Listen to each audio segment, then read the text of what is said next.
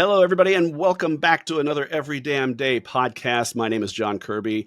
I have a special treat for you this week. I have another guest, and his name is Garry Schaedel, and he has just released his memoir called Dreams and Mirrors. And I have the privilege of having him on today. Garry, thank you so much for being with me today and with all of us. Well, thank you for inviting me. It's a real honor. I appreciate it. Absolutely. Why don't you take a moment and just kind of tell everybody about yourself and what kind of drove you to write the book? Okay. Um, where to begin? It's always best to start at the very beginning. Several years ago, I wrote an article for a local sports magazine about running dedications that I do for people that have passed. And later in life, I became a runner. Anyway, so I wrote this, and I was dealing with both a friend and a professional writer because I was thinking about doing an article about my life, and both of them said, "You have a book in you." I went, "Wow!" So that was a little over 2 years ago. My biography: I was born in New Jersey, lived there, one of 8 kids. Outside of urban Newark, New Jersey, and then came to school in Vermont. The minute I saw the mountains in Vermont when I was a senior in high school, I applied. I thought this was where I was meant to live and to be. I lived other places in the country, but all of my jobs have been jobs that have been in public service. My first job out of college was in Montana. With the Montana Human Rights Division, I did marketing. I then became a Peace Corps, what was then called Vista Recruiter. I worked in other capacities. I worked on the campaign of Vermont's only female governor. She was elected in '84, only the 4th woman in U.S. history elected governor who didn't succeed their husband. And we've never had another one. Anyway, then I worked for her, and then I eventually got involved in public health, which I absolutely loved. Great, fantastic. Yeah. Well, you actually share a lot of this in the book too, yeah. But the big part of the book for you was really focusing on a lot of the traumatic experiences you had in your family growing up. And I guess one of the first questions I wanted to ask you was, at what point, what was the earliest realization that your home environment was different from other kids? That's a tough one. Because it was probably just going to my friends' houses. My parents weren't friends with any of my friends' parents. And so it was just always sort of different. But my earliest realization of this is not really a good scene, separate from my own being physically and emotionally abused, was on a Halloween one night when I was 8 years old. I was sick, and my father didn't come home from work yet. He was self-employed. And I was playing cards with my mother. To do anything one-on-one with my mother, that's the only memory I have, is when I was 8, when I was sick. And anyway, so we're playing cards, and my father comes home, and he gives me a plastic toy truck as a compensation for Halloween candy. And they don't speak to each other. They don't even say hello to each other. And for the next couple of days, I'm trying to observe them, and they're not talking to each other. So I was age 8, and that's when I started to become aware of my environment, observational of what was going on. So fairly early on then. Yes, yeah. Yes. And the flip of it is, though, in all of my jobs that I have, being observational, I think, helped me with what I was trying to achieve in my jobs. If I notice something and, wait a minute, why are we doing it that way? And why aren't we doing this way? That sort of thing. It became a skill I brought with me to my career. So. Sure. Yeah, I can kind of relate to that a little bit, because for me, I had that struggle at home where I had that traumatic childhood. I knew something was wrong, but for me, it didn't hit home until I was in my teen years, and I had friends that were like, "Hey, this isn't right," and that's when I started to realize, huh. Yeah, and I had the same thing where my parents really didn't get to know the parents of my friends, and so there was no connection there. But yeah, it's interesting how when you find when the light bulb goes on, how the mind shifts. Yes. What's a specific moment from your childhood that still impacted you for years on afterwards, something that lingered from that time frame that you still had to work through? Do we have 4 hours? There's a lot. So again, when I mentioned it, there was a lot of physical abuse, emotional abuse, and trauma. There was a lot of trauma, witnessing death, avoiding death, me a couple of times, being afraid of being murdered. So those things. And so I think what I took away from that is when I became a parent, the first thing I always said to her, we only have one child, you never hit a child. You never hit them. Because what I found, even talking to buddies of mine that were parents, they would say to me that if they hit the kid, their anger and their hitting the child would be more than they intended. So if they wanted to slap a kid on its butt, they did it, but they did do it once. They did it 5 times, and then they felt guilty that they went overboard. And so that was the biggest takeaway for me is, well, I don't hit anybody, but definitely never a kid. As I read through your book, there were a couple of stories that really caught my attention. One was specifically, I remember one where your mom had gone in and she was clearing out the fish tank of your brother's fish tank. Yes. Can you kind of tell us a little bit about that? So my older brother, I call all of my, I'm one of 8. I don't call any of them by their names in the book. So this brother is fish tank brother. And so he's 4 years older than I am. So he and I were arguing or something. My mother came storming down the stairs. She was in the kitchen to where the fish tanks were. And she went into the garage and she got a baseball bat. And my brother had made all these model cars and had them all in that area. And she, like a lumberjack, she went to each one of them and pounded them. And the pieces were flying around the room. And he's freaking out and I'm freaking out. And that's not when she's done. He was a big fish tank. He loved them, and he had 3 of them. And so then she got a fish tank, the net, and started to pull the fish out. There was a half a bathroom downstairs, and she started to throw the live fish into the toilet, flushing them down. One of the ironies is that he had some guppies, and guppies give live birth to their babies. And he had this netting in this little special tank where the mom gave birth to these live guppies, and the netting protected the guppies from being eaten by the mom. And there is our mom destroying him. Anyway, so I'm screaming up and down, Mom, he didn't do anything. It's my fault. It's my fault. And she emptied all of his fish tanks. As we were gulping in trauma, the fish were gulping for air before they hit the toilet, and she flushed them down. And it was pretty dramatic.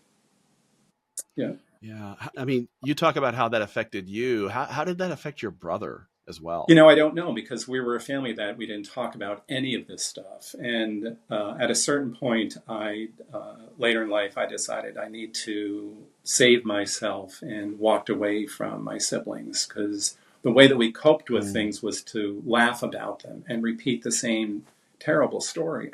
And fish tank, do you remember that time with the guppies and all of that? Yeah. That's how we try to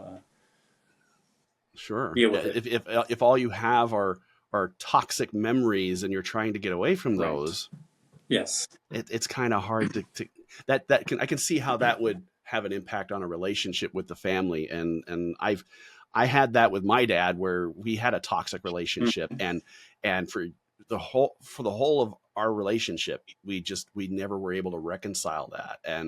And I purposefully separated from him to a degree because I didn't want to deal with the toxicity that from the past. We just never worked through it. And so it was always there. It was there in the room with us every single time, but we could never breach past it and connect as father and son.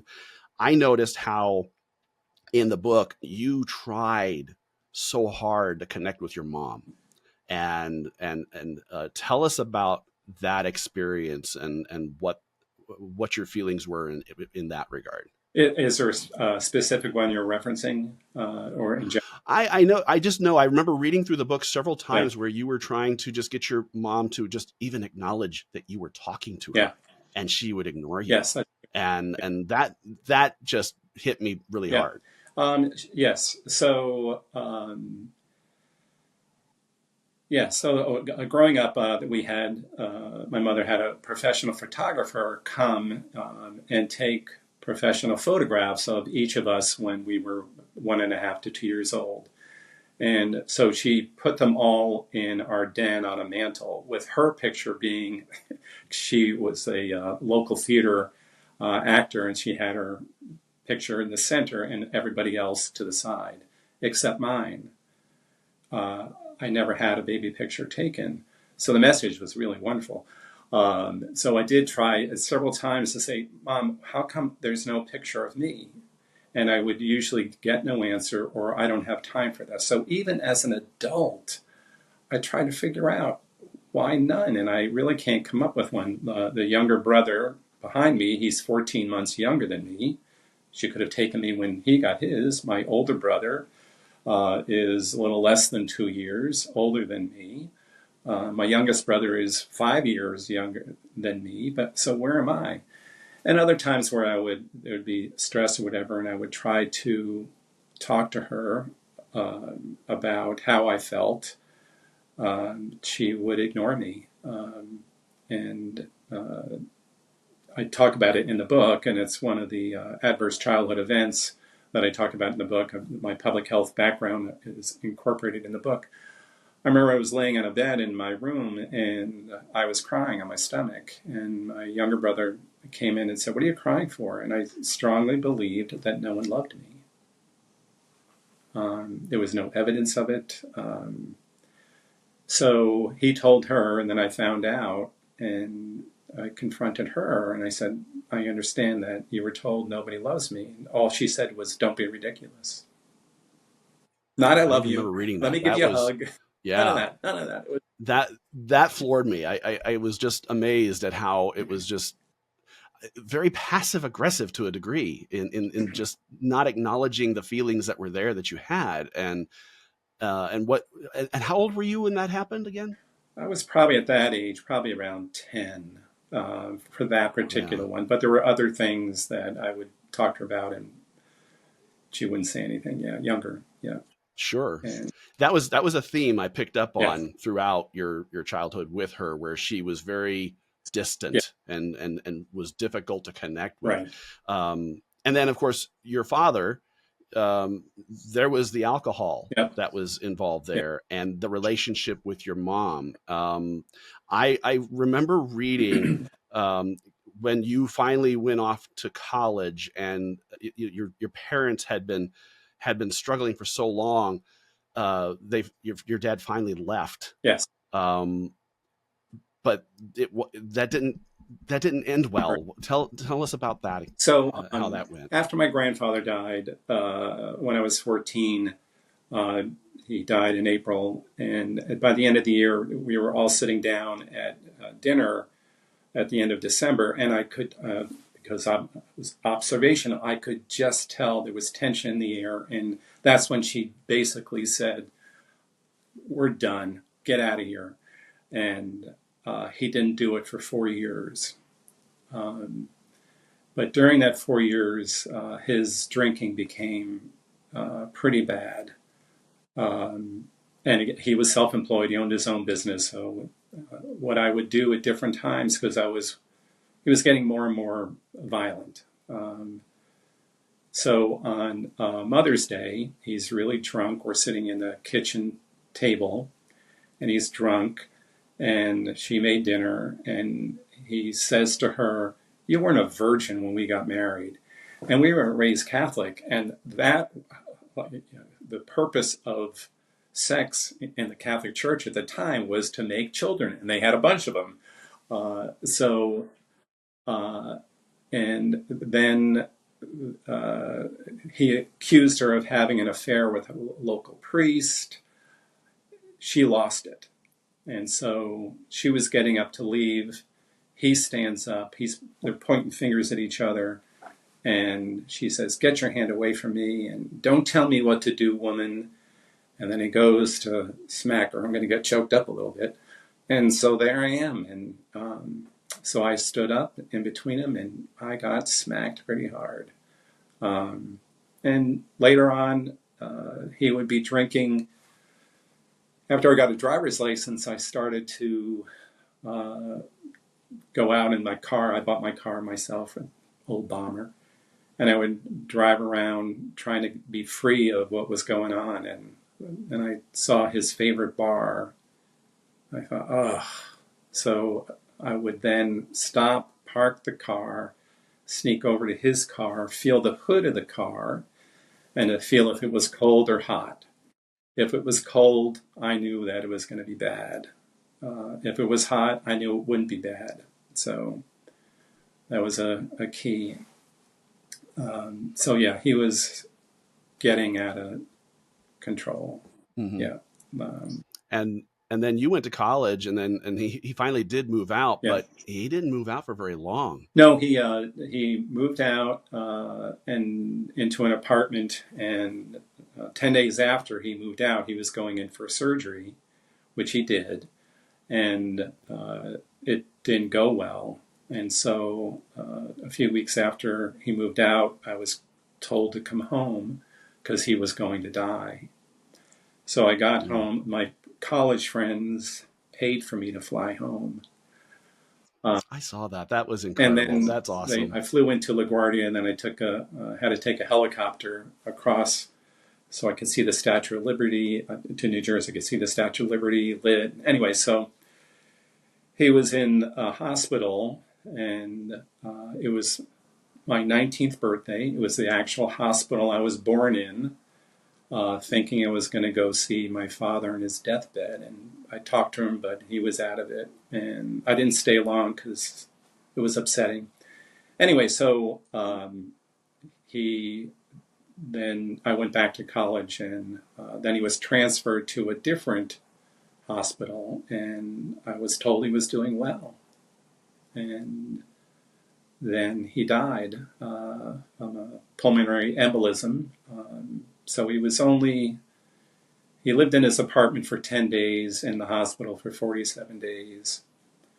His furniture and stuff came after he was in the hospital. We had to clean out the apartment. It was a toughie. Yeah, that I can relate. I had to do that when my father passed away. We had to go in and clean out his apartment, and that was a very, very difficult thing to do. And so I don't have to imagine it. I've lived that. I know what that's like. And he didn't see most of the stuff. It all came after he was in the hospital. Yeah, it's really sad, and what I remember how you started the book, and then you got into it more, is how you were having nightmares. Yeah. And tell us about how you had to deal with that, because obviously these were all nightmares that resulted from all of your experiences growing up. How did you cope with that? Well, I thought about it. So after I graduated from college in Vermont, I went to Montana, and I was what's again called a VISTA volunteer, or AmeriCorps now. And there was a regional meeting in Denver of others, and we were staying at this guy's house, a bunch of us, sleep on the floor and all this stuff. And that's when I first had my terrorizing dream, and I started it was molecules, red molecules in the dream, and whatever it was coming for me, and I was in danger.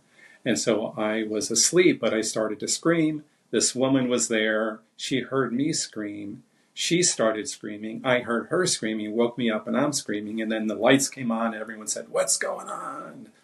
And that was my first terrorizing dream. And I would have it for 35 years. I could never predict when. It was always the same dream. And eventually I forget the words right off the top of my head right now, but part of my brain would coach the sleeping part of my brain to scream. "Garry, scream louder." "No, that's not loud enough. Scream more and more and more." And so I would coach myself to scream so that I could end the nightmare. And when I got married, my wife would wake me up. She heard me screaming, and so it haunted me for quite a while. Sure. So, sure. But then it came to an end. What? Yeah, that's kind of what I wanted to talk about. So what was the moment where you felt like you finally had a breakthrough, where you could finally reconcile some of this from your past and kind of reprocess it in a way for you to move forward and kind of begin the healing process? So for me, a little bit, the one of the things that haunted me was this night. This night, my father brought home a rifle, and my younger brother and I were terrified he was going to kill us. So he passed out that night, and the next day he left. And my brother and we didn't own any guns. I never held a gun. We found the rifle in his bedroom closet. And we thought if we hid it, he would find it and he would kill us. So we figured out how to try to take apart a piece of it. So we took, again, I didn't know if it was going to do it. We took a spring out of the rifle so that if he was aiming at us, we thought we would have a chance maybe to survive. And so ultimately that was the cause of my nightmare. So I can try to explain it. So when I went to college, I didn't want either of my parents to drop me off. I had my younger brother drop me off. When my daughter was going to college, I took her to college. She went to college in Massachusetts. And we said we loved each other and hugged each other. And so I went to visit my roommate from college who was living nearby. And we were having a beer, and I started to relive. He knew me when my father died, and he knew my family and stuff. And so just in conversation, I told him about the rifle story, and I never told him about the nightmares either. And in telling him the story, in some ways, that's where the mirror comes in. My daughter had said something when she was young about me, that she said, "Dad, you have serious emotional problems." And she was holding a mirror to my face because I thought I was done with a lot of stuff. I never hit her, but I would get angry sometimes and yell, which was a symptom of post-traumatic stress disorder, which I've been diagnosed with. So I was telling him this, and it just came out that I was struggling with, was my father's intent to murder us or not? Many therapists I had talked to, they gave me both sides. You'll never know. Yes, he was. No, it wasn't. Anyway, so at a minimum, I felt like my brother and I that day, we held the mirror to my father's face. And we don't know what his intent was, but the gun disappeared. And telling my roommate that, I felt relief. And since that day, I've never had another terrorizing dream. It all went away. That is great. That is great. Because I needed some rationale for what happened, Anyway, and so I came up with one that fit. So it's the processing. Yeah. It's the going through the motions of taking what happened and deconstructing it in a way so that you can look at it from different angles. Yes. And be able to look at the many possibilities it could have been. Yes. And take a different approach to it. I have that experience myself dealing with what I had to go through and process with growing up. And I started going through a lot of that processing when I started writing my book, which I haven't finished yet. But I have a lot of those stories that I started. Yeah, it takes a lot of work to do. But I wrote down a lot. I just kind of word vomited for about 6 months. And as I'm word vomiting, it was a good therapy to be able to go through and deconstruct the various stories and to look at the different ways to tell the stories.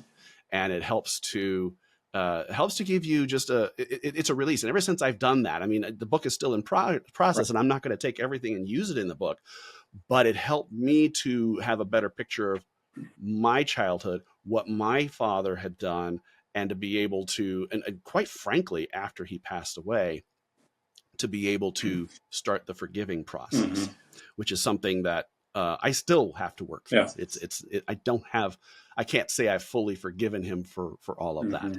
Now I know for myself, I had to go seek counseling. There was a point where it started for, I want to say now about 16 years ago, first time I finally saw a counselor. At what point did you start seeking out counselors and therapy to help you through your? I was in college, and there was an event that happened with my mother over, I forget if it was Thanksgiving or Christmas, I forget. And it was most upsetting. No, it was Labor Day. I had worked in Vermont at a Pepsi bottling company, summer job, and I went down to see more of my grandmother than my mother's mother. Anyway, there was an event that occurred, and it was upsetting. And I had switched my majors from history to English, and I met with my advisor, Dr. Rice, and I talked to him a little bit. And he said to me, I understand my wife has some mental health issues. Why don't you go see the counseling office here at school? And so I did. They don't provide therapy counseling, but they provided some. And then they suggested that I go see somebody, and I did. And that was the first time that I went to see a professional. And it was off and on because I was moving. I moved so much, and you see somebody, and then then you move away, and so it was after I settled here in this house that I really started to try to get my act together because it was unresolved. Is counseling something you still seek today from time to time? Just to keep up like the maintenance. Like I see, I do it from like an every quarter to every half a year. I go see one just to kind of it's like an oil change is the way I look at it. Do you still do that? Oh, as well? I'm still seeing my counselor because writing the book is very emotional. What people advising me said, Garry, if you're going to write something, you have to put the reader in the room. So I had to live through the fish tank bat story again. And you don't just write it once, you have to edit it, you have to review it. And so I spent a lot of time buying tissues because I was so upset. Right. But also, but some other things are related to some of that. So I'm still seeing this person, which is so helpful, especially with the book coming out. It's emotional. It's uncharted territory for me. Right. And so I would recommend get the right one. So the man I'm seeing now has been the best that I've ever seen. He was the one that for the first time diagnosed me with post-traumatic stress. No one else. I had seen a whole bunch of them. They never did that. And it was enlightening. So I can agree. When you find the right counselor, you really want to have, you want to keep that. I've gone through several counselors in the past, and I've had the same one now for the last almost 7 years. Nice. And he's the best. And I don't want to see anybody else because he knows me and we have a good relationship. Yeah. And that's the great thing about finding the right counselor is you want to find someone that connects with you, understands how you work. Yes. Your inner workings, and to be able to help you bring those things that are deep to the surface to work through that. And as they get to know you more, and I find with my counselor, he'll get into things that I never thought I wouldn't even thought of. Absolutely. You know, I come in for a maintenance, and I'm like, I come out, you know, on the edge of tears sometimes, where I'm like, wow, I didn't even think of that. And you have a whole new perspective. Right. In the book, you talk about adverse childhood effects. Yep. Tell us a little bit about that, and give us some background, Okay. and just your thoughts on that. So in addition to me writing about this memoir, I had worked in public health. And so my attempt in the book is to bring some public health information to people that might not be aware of it. And the adverse childhood events is one of those. So by the time it is a 10-question survey that was put together by the Centers for Disease Control and the Kaiser Permanente Fund. And for many of us that have been through our experiences, a barrier to getting over it is one questions, was it real? Was it my fault that all this happened? Did I exaggerate it? And that is a barrier. So with this questionnaire, again, I had already come to that conclusion in my life, but there it was in black and white. It's 10 questions, yes or no.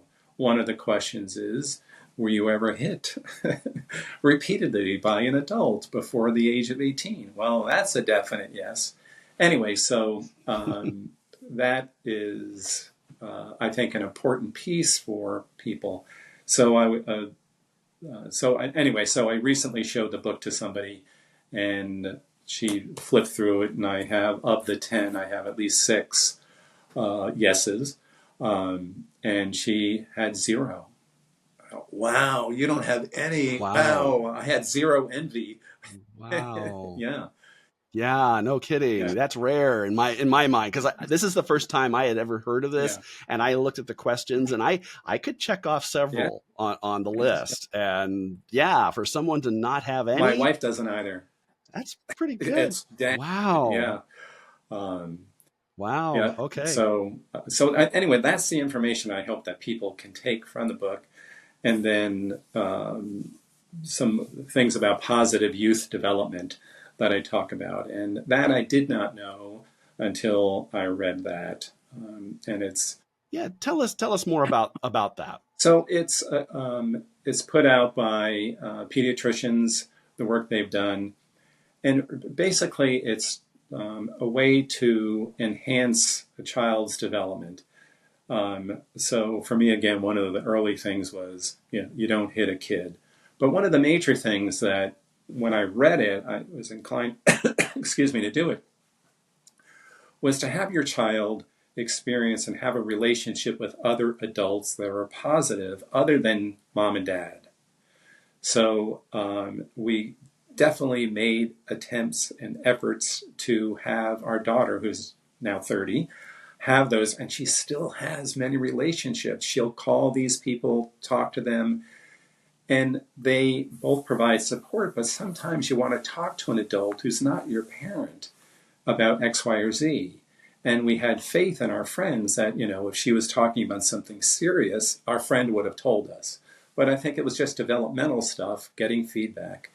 Also encouraging children to be part of something. So growing up for me, there was nothing that my parents supported me or allowed me to do.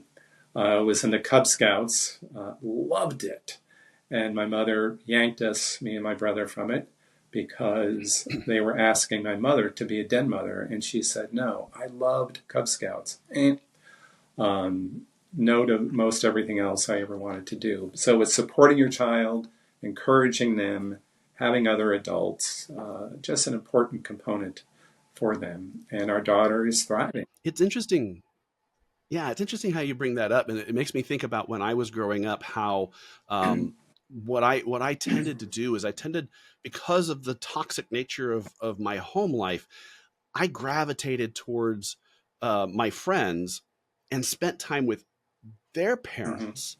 And by doing that, I was able to see marriage relationships with children from a different perspective. Had I not had that, had I not gone through that type of development in my teenage years, I can't imagine what else, how much worse my situation would have been. I had a couple friends who, their parents, they're like my adoptive parents. I still love them to this day, and they've done so much for me. And having them as an influence in my life, that balanced out the pain and the suffering at home. And for our kids, I can relate to what you're talking about, where you want your kids to start interacting with adults. And we've done this with all 5 of our kids. In fact, all of my kids interact with my best friend, Jeremy, who you heard in the story. To this day, my 19-year-old Marine will get a text from Jeremy, and sometimes he'll include me, and he'll get that, and we'll have a little banter. And so the relationship with the adults is huge, because that's what helps them. They see the examples around them. Yes. And by seeing those examples, they learn there's other ways to look at situations. It's not just what mom and dad say. Absolutely. So I love that. One of the things you also share in the book is how you took up running. Yes. I'm very curious about this, because this falls in line with Every Damn Day. Yes. Where for me, I started off with working out, and I go, showing up every day at the gym. And for me, it had such a huge impact mentally, as well as physically, but mentally and spiritually, it all started to create a balance. Tell us what running did for you. So my college roommate friend, the one who helped me when I was telling the story about the rifle, his cousin is Joan Benoit Samuelson, who was a 2-time Boston Marathon winner. In 1984, the Olympics in LA, it was the first time they let women run in a marathon. And Joan Benoit Samuelson won it. She lives outside of Portland, Maine. So later in life, my friend Tom told us that Joan was sponsoring a 10K. And so we signed up for it, and I wanted our daughter to witness this and to maybe take up running. Anyway, so I started taking up running, and would start taking up running in races. So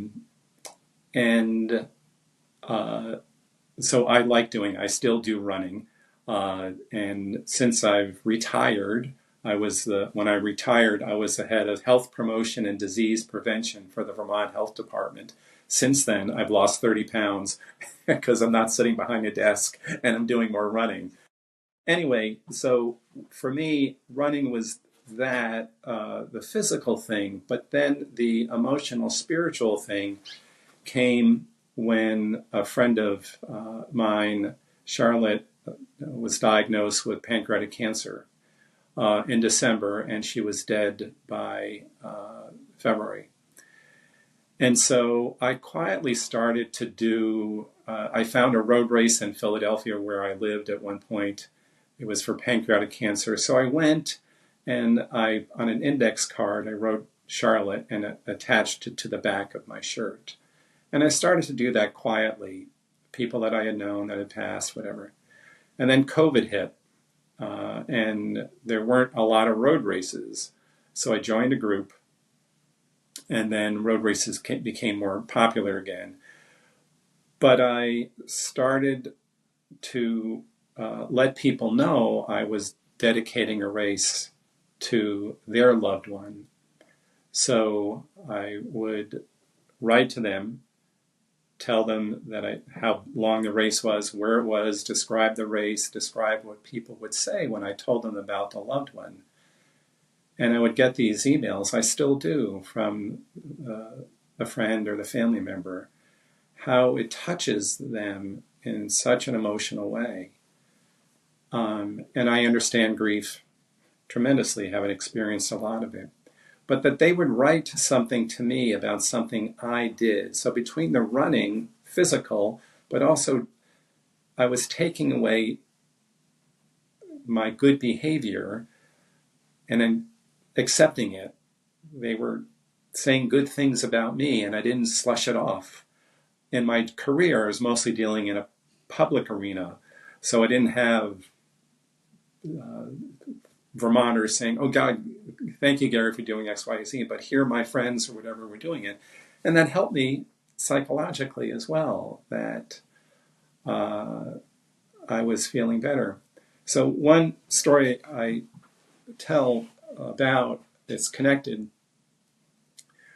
When I was growing up, my father used to say to me all the time, "Gary, you're nothing but a damn devil." He would say it all the time, and so that had an impact on my self-image. And so for me, the book a little bit is starting at the damn devil. And towards the end of the book, I write about how in 2014, I got the American Academy of Pediatrics National Child Health Advocate Award for trying to improve the life of children in Vermont. It's a national award that I got. Nice. So between the running, the award, I was finally able to see, you're not a damn devil, buddy. You're not a damn devil. Right. So, that's right.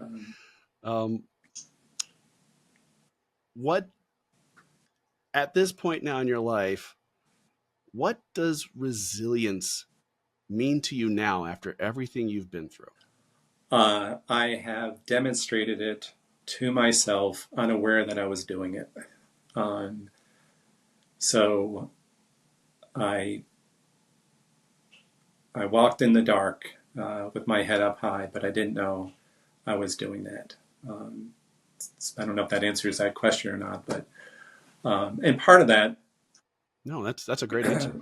Part of that comes from I think how did you get this? And I only went to Catholic schools except for kindergarten and my master's, and so I remember as a kid in church, the priest would the sermons at the time, they were about being good for other people, helping other people. It was also a time of the civil rights movement. It was also a time of the anti-war movement. So there was a lot of talk about, let's do better. And I took that in. And so I think in the long run, my trying to do good for other people helped save me as well. It didn't focus on the damn devil part of me. It was still there. As I say sometimes, if someone has a major physical wound, it'll heal, but the scar is still there. And the same with psychological. The scar is there, but you can proceed. You can do other things. And that's how I look at it. Right. If you could go back and say something to your 8-year-old or 10-year-old self, what would you say? Well, I thought about that there was a TV show when I was growing up called The Time Tunnel. And in one of the episodes, this guy goes back in the time tunnel to where he was as a boy during the bombing of Pearl Harbor. And I've said to my wife over the years, if I could do a time tunnel, I wouldn't say anything to Gary. I'd say, other than, hey, buddy, we're leaving. I would pull him right out of there and bring him right here. But if I had to say words to him, I would say, keep hope alive. You'll get there. It'll take a while, but you'll get there. So, because I did at one point was looking to end it, and looking for medicine that would kill me in my parents' house, because I was pretty desperate. Yeah, I remember reading that part of the book. Yeah, and I didn't find anything. Well, and yeah, any I can tell you, any child that went through what you went through, to not hear that was on the table would be a shocker, because that's just the traumatic experience you went through is just it's just incredible. I can't even begin to fathom. Just reading it, it just kind of pulls at the heartstrings, and the stories that I was reading were just it's a great way for people to understand how a parent should not be. Yes. That it's so important to be present for our children, for dads in particular, which is what I'm focused Yeah. on, making themselves a priority to take care of themselves so that they are present Yes. for their kids. And that I took away from the book there. It just shows, unfortunately, how your dad was not able to make those shifts, those mind shifts he needed to do to be able to pull himself out of those tough Right. situations. And that right there was just, yeah, I commend you for being able to get through all of that and get where you are Well, today. thank you. Tell everybody, for your book, you are donating the proceeds to the book. Tell everybody about Correct. that. So I'm not a rich guy, and so I always feel like I should say that. But anyway, I'm okay, but I'm not a millionaire or anything like that. But anyway, so for me, the goal of the book was to try to inform people that have been through what I've been through, especially some dudes. And I've heard from some dudes that have read the book already, and they're revealing their own trauma to me, and I hope they're learning and dealing with their own. But separate from that is the money.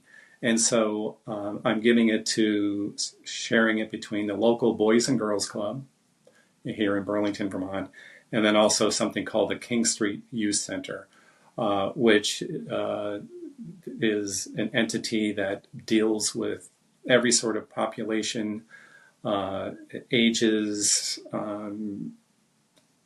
difficulty that children are having. They do a little bit of therapy, but it's a place that they can go, be safe, have food.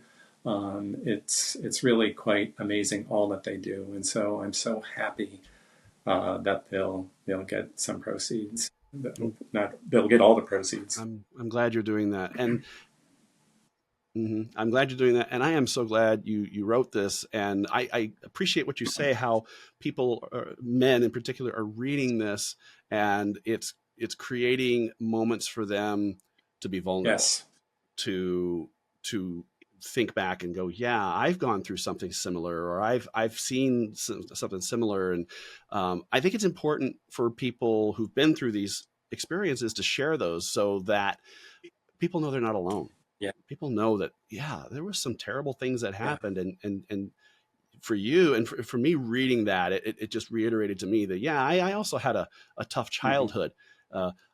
Yours was far worse than mine. I will completely admit that. But it's still, it makes me think about what I had to go through as yeah, well to get past my yeah, demons and get past my issues. And I think that this is helpful for any not just any person, but any man, any dad out there who can go, who needs just kind of a reminder that, yeah, life gets yeah. tough, gets really tough. But it's that when you've gotten through it and you get to the top of that mountain, Right. the feeling you get at the end of that's what's worth it. Tell everybody how they can follow you, where they can find the book. Tell everybody I about have that. to read where they can find the book. I may have sent it. That's fine. Well, they can get it on bookbaby.com. They're the publisher, and that's the primary one. And what BookBaby does is they give the author about $10 per book. Amazon and others at this point, they won't have access to it until December 13th. They give way less. So for me, is if you want to do BookBaby, these organizations are going to get more money. The email, I think I gave it to you. My daughter just set it up for me, and I'd have to look at it. I can look at it if you can hold a second here. I I I think I had it. I can't remember if I did or not. Here, let's see. It is Dreams and Mirrors Book at gmail.com. That's how people can reach me. I'm on Facebook as well. But yeah, so Dreams and Mirrors Book at gmail.com. So I just want to close with one little thing, if I can.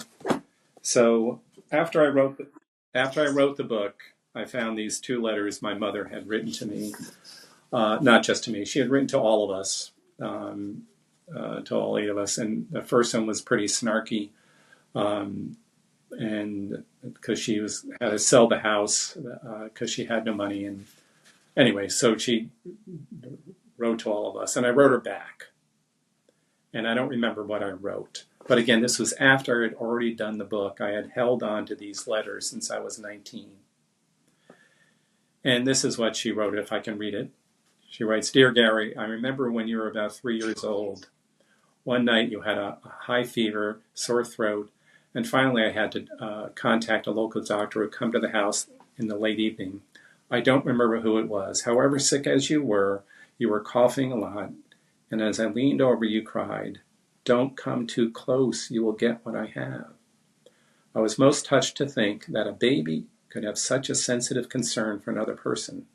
I never forgot it, Garry, and I think you have not changed a bit since then. You have a sensitivity, an empathy, and a generous touch filled with humanity." She later goes on to say, "I still remember that baby, Garry.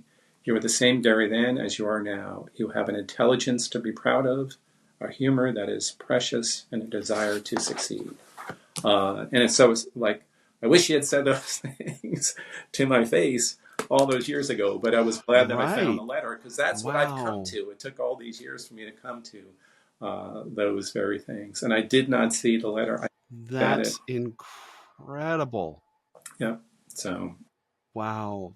Thank you for sharing that. That is so amazing. And yeah, that's kind of, I look at that as a nice way to bookend the story, and to at least know that there was some love and compassion that was there, even though you tried so hard to get that for so long, to finally have that after she had passed and to be able to find that. I am so glad you found me too. That is really awesome. I was looking through. Thank you for sharing. Just briefly, I was looking through. I have clippings from newspapers when I lived in Montana and all these other places, and I forgot I had those. So anyway. That's amazing. Yeah. That is great. Garry, thank you so much for being here and telling us all about your story and sharing your experiences. I can't thank you enough for giving us your time. And it's incredible. I really appreciate you being here today. I appreciate your offer and your kindness to me. And I'm very appreciative. And I look forward to your book. Nope. Hopefully someday soon. I'll be sure to let you know. Okay, good. All right. Thank you so much. Thank you, everybody, for joining us this week. Yep. And thank you for joining us as well, everybody. And we'll be in touch for another episode next week. Take care.